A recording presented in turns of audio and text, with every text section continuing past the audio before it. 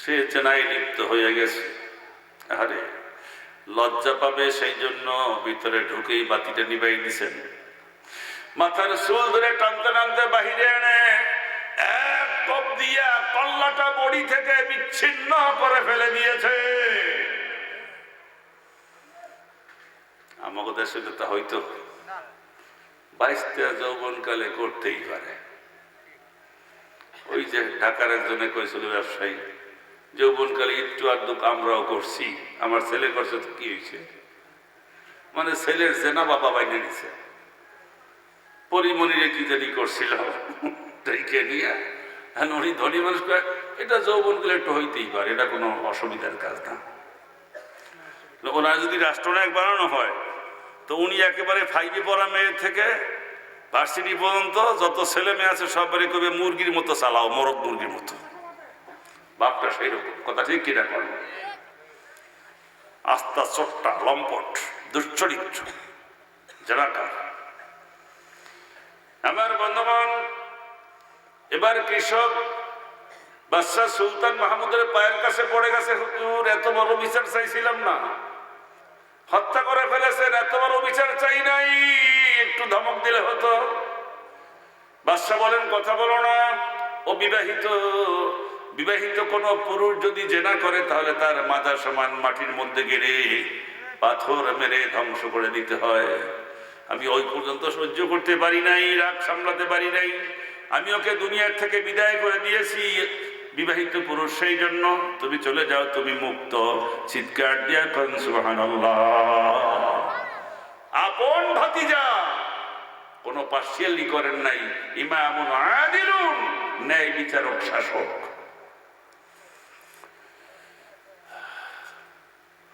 পৃথিবীর মধ্যে মানুষ যতদিন আছে, এই কোরআনের মূল ভাষ্য হলো মানুষ নিয়ে। কি নিয়ে? কথা বলেন, কি নিয়ে? পাইলাম কোথায়? কোরআন শরীফের প্রথম থেকে শেষ পর্যন্ত পড়ে দেখলাম সব কথা মানুষ কেন্দ্রিক। আচ্ছা, নামাজ পড়ো, পড়বে কে? কথা বলেন। যাকাত দাও, দেবে কে? হজ করো, করবে কে? জেনা করো না, কে করবে না? বেপরদায় চলো না, কে বেপরদায় চলবে না? মানুষ। রোজা রাখো, কে রাখবে?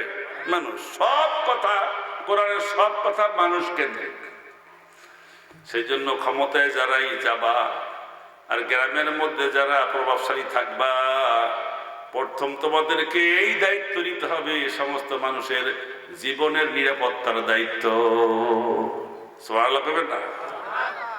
কোরআন কারীমের প্রথম কথা হলো মানুষ থাকলে কোরআন থাকবে, মানুষ থাকলে মসজিদ থাকবে, মানুষ থাকলে ঈদগাহ মাঠ থাকবে, মানুষ থাকলে তাহাজ্জুদ থাকবে, মানুষ থাকলে হজ থাকবে, মানুষটা থাকলে কিচ্ছুই থাকবে না। ঠিক কিনা কোন? সেই জন্য আল্লাহ পাকের প্রথম নির্দেশ, পৃথিবীর মধ্যে যে দেশেই হোক যারা এই সরকার গঠন করবে অথবা বিরোধী দলে থাকবে অথবা এলাকার মধ্যে প্রভাবশালী থাকবে, তাদের প্রথম দায়িত্ব হলো মানুষের জীবনের নিরাপত্তা দেওয়া। চিৎকার দিয়া কোন সুবহানাল্লাহ। যদি কেউ জীবন নিরাপত্তা না দিয়া ব্যক্তিগত স্বার্থে কোনো মানুষকে হত্যা করে, আল্লাহ বলছেন, وَمَن يَقْتُلْ مُؤْمِنًا مُتَعَمِّدًا فَجَزَاؤُهُ جَهَنَّمُ وَغَضِبَ اللَّهُ عَلَيْهِمْ وَلَعَنَهُمْ وَأَعَدَّ لَهُمْ عَذَابًا أَلِيمًا। চিৎকার দিয়া কোন সুবহানাল্লাহ। কোন মুমিন যদি ব্যক্তিগত স্বার্থের জন্য কোন মানুষকে হত্যা করে, ফাজাযাউহু জাহান্নাম, 50 বার হজ করুক, মসজিদটা বানাই দুক, তাহাজ্জুদ 35 বছর পড়ুক, আল্লাহ বলেন ওর জন্য আল্লাহর জাহান্নাম। জোরে কর নাউযুবিল্লাহ। খুনি ব্যক্তির কোন ইবাদত আল্লাহর দরবারে কবুল হয় না।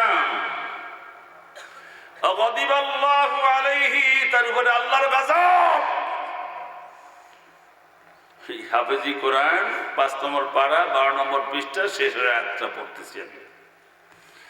ওয়ালানাহুল্লাহ, আল্লাহ লানত। যে কাজটা করলে আল্লাহ লানত হয়, গজব হয়, ওই লোকটা কি শান্তিতে থাকতে পারে? কথা বলেন। শান্তিতে থাকতে পারে না। কেউ গদির লোভে মানুষকে হত্যা করে, কেউ গদিতে আজীবন থাকার জন্য মানুষকে হত্যা করে, ঠিক কিনা কর। কেউ এমপি ইলেকশন করলে প্রতিপক্ষ বাইসে থাকলে আমি হইতে পারবো না এই জন্য হত্যা করে। কেউ পরকীয়া প্রেমে জড়ায় পড়ে, স্বামী সৌদি আরব বাড়িতে আসলে ওই পরকীয়া মহিলা তার কি বলে যার সাথে প্রেমিক, এই প্রেমিক দুইজন একত্রিত হয়ে বিষ মিশায়া নিজের স্বামীকে হত্যা করে, কথা ঠিক কিনা কম। আবার কোন মহিলাকে বালিশ চাপা দিয়া নাকের মধ্যে হত্যা করে ফেলে। আহারে কি নিষ্ঠুর মানুষ। আল্লাহ পাক বলেন যদি কেউ ব্যক্তিগত স্বার্থ হাসিলের জন্য কাউকে হত্যা করে, আল্লাহর গজব, আল্লাহর গজব যদি মাথায় চাপে, গজব করতে করতে পাবদা মাছ ঘুনা, গরুর গোস্ত ঘুনা, খাসির গোস্ত ঘুনা খাইতে পারে না, কপালে চড়ে না, ঠিক কিনা কোন। পাবদা মাছের মালিক কেডা? হয় কোথায়? খালের মধ্যে, পুকুরে। পানি কি আপনি দেন নাকি? পানি কে দেয়? নদীর পানি কে দেয়? খাসির মালিককে। গরু বানাইছে কেডা? আল্লাহর সঙ্গে পাল্লা দিয়া মানুষকে খুন করিয়া গদির থাকার জন্য চেষ্টা করলে অবশ্যই আল্লাহর গজবে পতিত হয়। গজিবাল্লাহু আলাইহি, আল্লাহ বলেন তার উপরে আমার গজব, লাআনাহুল্লাহ, আমি আল্লাহ লানত। আল্লাহর গজব, আল্লাহর লানত কোন কাজের জন্য পড়লে সেই ব্যক্তি শান্তিতে কখনো থাকতে পারে না। ক্ষমতা পাইলে মনে হয় যেন 18 বছরের যুবতী, ক্ষমতা হারাই গেলে মনে হয় 90 বছরের খেটকি বুড়ি। এই কথা ঠিক কিনা? তাই হয় একটু কর না কেন? ক্ষমতায় আসলে 3 মাসের মধ্যে 700 নাদুস নুদুস, বাবারে বাবা, চামড়া স্কিন টন টনা, মনে হয় যেন 25 বছরের যুবতী। আবার যখন দেখ ক্ষমতার নরবরিয়া আন্দোলন শুরু হয়েছে, তখন ক্ষমতা থাকা অবস্থায় দেখছি চেহারা ভাস করে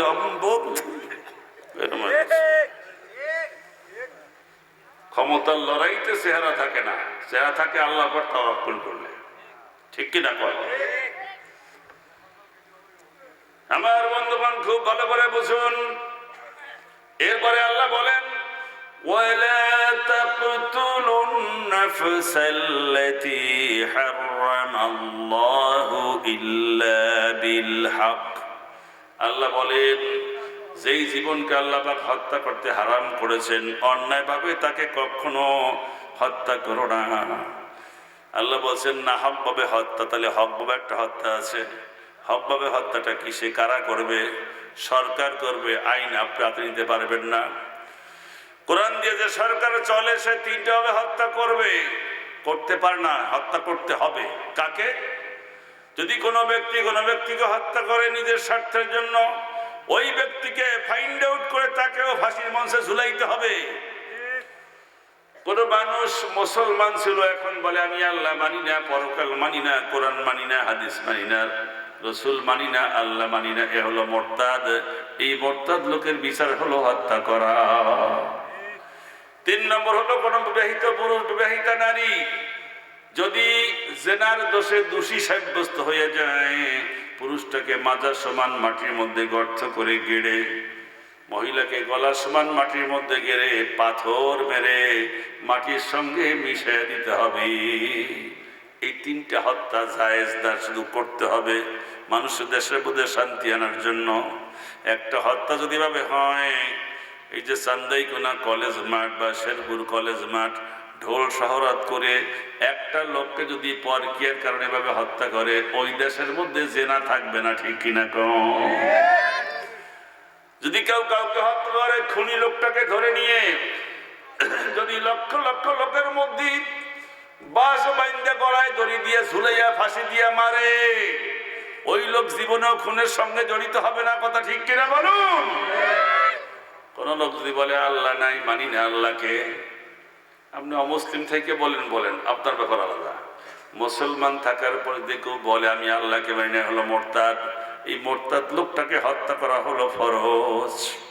এই 3 ভাবে হত্যা করা বৈধ। বাংলাদেশে যত হত্যা হয়েছে এই 3টার একটাও না। কেউ 1/50 স্বপ্ন বাস্তবায়নের জন্য হত্যা, এই কথা বল। আরেকটু আয়াত বলে নি, হত্যার 3 নম্বর আয়াত। হত্যার 3 নম্বর আয়াত হলো একটা লোককে তুমি হত্যা করলে কত বড় অপরাধ শোনো। فقتله فكأنما قتل الناس جميعا।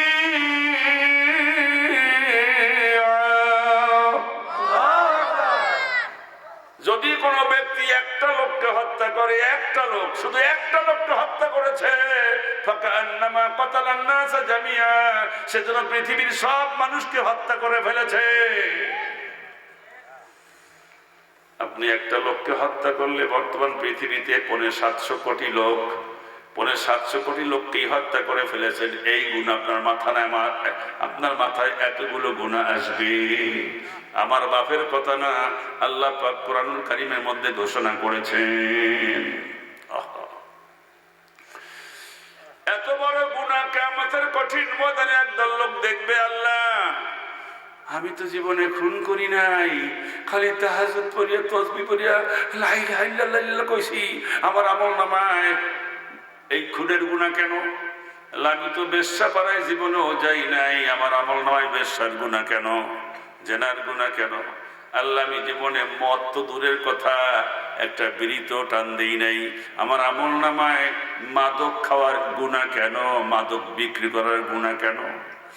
আল্লাহ রাব্বুল আলামিন তখন ভিডিও দেখাবেন। ভিডিও, আমার এই বক্তৃতা যদি ভিডিও হতে পারে, গোটা বিশ্বের লোকেরা দেখতে পারে, তাহলে আল্লাহ কি ক্যামেরা দিয়া এগুলো রক্ষা করেন না? কি বলেন? যে আল্লাহ মানুষকে বেরেন দিয়েছেন, কামরুল ইসলাম যেভাবে কথা বলবে, যেটুক বলবে, সব বিশ্বের সব মানুষকে দেখানো সম্ভব। এটা যদি মানুষের দ্বারা ছোট্ট একটা সিম কার্ড, যা 1 ইঞ্চিও না, এটার মধ্যে যদি ধারণ করা সম্ভব হয়, এই জ্ঞান আল্লাহ পাক যে মানুষকে দিয়েছেন, সে আল্লাহ পাকের কাছে সিম কার্ড নাই তাই মনে করছেন নাকি? অটো সিম হয়ে যাচ্ছে, ঠিক কিনা বল? আল্লাহ ফটো দেখাবে না, এই দেখো তুমি চোর বেটাকে ভোট দিয়া ক্ষমতায় পাঠাইছিলা, জেনাকারকে ক্ষমতায় পাঠাইয়া বেশ্যা করার লাইসেন্স দেওয়াইছিলা, তোমার ভোটটা পাইয়া গদিতে যাইয়া এমপি হইয়া এরপরে সংসদ বসাইয়া মদ চালু করেছে, সুদ চালু করেছে, জেনা চালু করেছে, বেপর্দা বেহাপনা বেলেল্লাপনা চালু করেছে, ইউটিউবে যত খারাপ খারাপ সিন সব এগুলো জায়েজ করে দিয়েছে। তুমি যদি ভোটটা দিয়ে ওই সমস্ত লম্পট লোককে না পাঠাইতা, তাহলে সংখ্যাগরিষ্ঠ হইতো না, আইনও পাশ হইতো না। তোমার কারণ যত আইন পাশ হয়েছে, আল্লাহ বলেন ওয়াতাআওয়ানু আলাল বিররি ওয়াত্তাকওয়া ওয়ালা তাআওয়ানু আল উদওয়ান বিল ইসমি ওয়াল উদওয়ান। আল্লাহ বলেন সাহায্য করো, সমস্ত নেকের কাজে সাহায্য করো, কোন গুনার কাজে সাহায্য করো না। আদাওয়াতি আল্লাহ বিমুখতার কাজে, আর কোন বিল ইসমি কোন গুনার কাজে সাহায্য করো না। রাসূলুল্লাহ হাদিসে বলেছেন আলিয়ানাতু ফিল মাসিয়াতি মাসিয়াতুন, গুনার কাজের সাহায্য করা গুনাহ। সাহায্য বলতে টাকা দিয়ে সাহায্য করা যায়, পক্ষে পোস্টার লাগিয়ে সাহায্য করা যায়, কারো পক্ষে মিছিল করে সাহায্য করা যায়, ভোটটা দিয়ে সাহায্য করা যায়, তার পোস্টার লাগাইয়া ব্যানার ফেস্টুন লাগাইয়া সাহায্য করা যায়। যত সাহায্যই হবে, এই সাহায্য যদি কোরআনের বিরুদ্ধে হয়, তাহলে ওই লোকটা যত গুনাহ করবে, সব গুনাহ তার আমলনামায় আসবে। চিৎকার দিয়ে কয় নাউযুবিল্লাহ। কথা বোঝা যায়? ভালো করে মাথার মধ্যে ঢোকা। আমার বন্ধুগণ, সেই জন্য ইমামুন আদিল, ন্যায় বিচারক শাসক হলো যিনি চেয়ারে বসে দেশের সমস্ত জনগণের সামনে সমানভাবে ব্যবহার করবি। আল্লাহু আকবার। আবু দাউদ শরীফের হাদিস, قال النبي صلى الله عليه وسلم, আল্লাহ রাসূল বলেন লাইসা মিন্না মান দাআ ইলা সাবিয়া, যেই ব্যক্তি দলগত স্বার্থের জন্য মানুষকে আহ্বান করে, সে আমার দলভুক্ত না, আমার উম্মত না।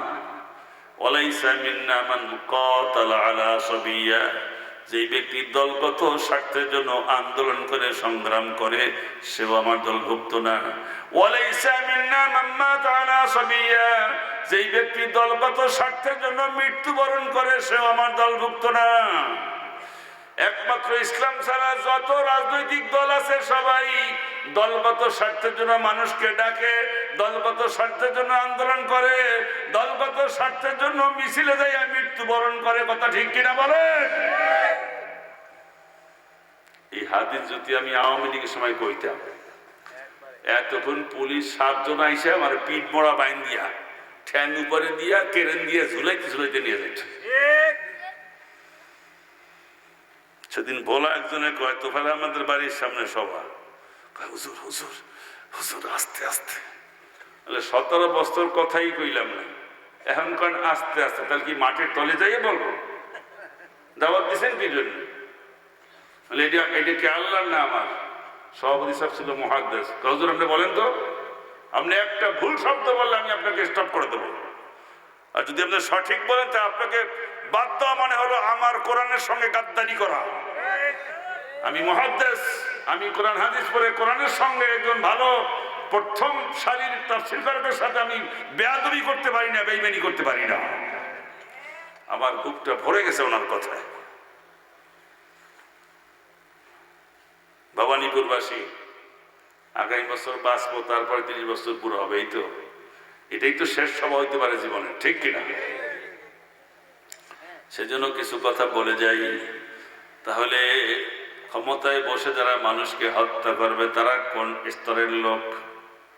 ফেরাউন স্বপ্নে দেখছে। কি স্বপ্ন? ঘুমায় স্বপ্ন দেখে একটা শিশু পয়দা হইছে, সেই শিশু বড় হইছে, সেই শিশু ওনার গদি ভাঙ্গিয়া চুরিয়া দেয়া সাউলেই জাউলেই ফেলাইছে। রাতের বেলা চিল্লে উঠছে, চিল্লে উঠে এই আসিয়া তো বহু, আসিয়া কাম খাম, কি হয়েছে? আমি স্বপ্নে দেখছি আমার গদি তস তস। সারাদিন কি দেহ আর কি করো না করো, তুমি তোমার তালে আসো। বিশ্বাস করো, বিশ্বাস করো, আমি তো খোদা, আমার কথা বিশ্বাস করো। আচ্ছা, খোদার মতো শক্তিশালী কি একটা ছোট্ট ছেলে তার গদি তস তস করে দেবে? তাহলে কেমন খোদা কন? আস্তে আস্তে ভুয়া, এটা বলতে তোর অপেক্ষা রাখে না, ঠিক কেনা? ভয়ের চোটে গণক ডাকছে সকালবেলা, গণক 200-300 গণক ডেকে কয়, গুইনা করিয়া কও সঠিক রেজাল্ট না দিলে কল্লা কাটবো কিন্তু। আমি তো খোদা, বোঝো তো, আমি খুন করলে তো আমার ধরারও কেউ নেই, আমার জিজ্ঞেস করার কেউ নেই। সবাই গুনতেছে, অকং ককং কং খট্টত কং কং কং খট্টত। গুনতে গুনতে একটা কয়, পাইছি পাইছি খোদা সাহেব, পাইছি। বলে কি পাইছো? আমি দেখতে পেলাম গুনে ঠুনে আপনাকে যে সংহার করবে, যার হাতে আপনার ধ্বংস হবে, তার জন্ম হয়েছে। সে এখন শিশু মায়ের কোলে।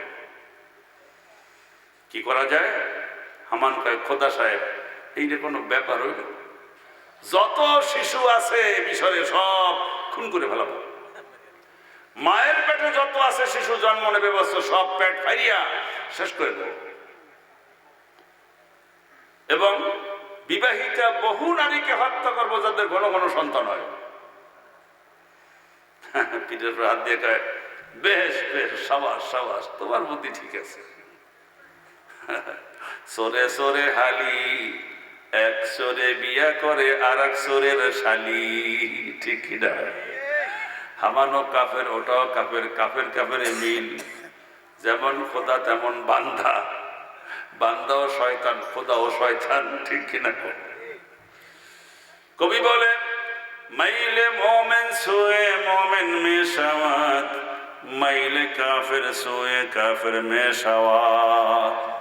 নিজে মোমেন হইলে মোমেনের সঙ্গে দোস্তারি হয়, নিজে কাফের হইলে কাফের সঙ্গে বন্ধুত্ব হয়। চিৎকার দিয়া কন্যাউজুবিল্লাহ। আল্লামা শেখ সাদি একদিন রাস্তা দিয়ে যাইতে দেখে একটা কবুতর